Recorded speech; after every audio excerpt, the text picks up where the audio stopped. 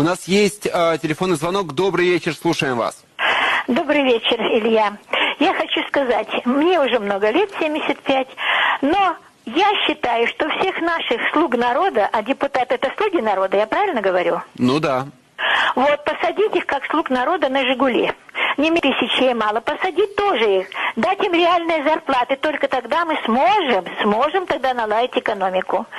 И вот я говорю, вот я с Дарьей разговаривала, я расскажу вам анекдот. Анекдот, только осторожно, без матов, пожалуйста.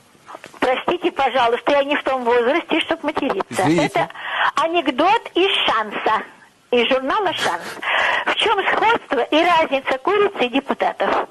Сходство в том, что и те, и другие сидят у кормушки. Но курица несет яйца, простите, пожалуйста, это не мат, а депутаты их чешут. Илья, это не я. Если меня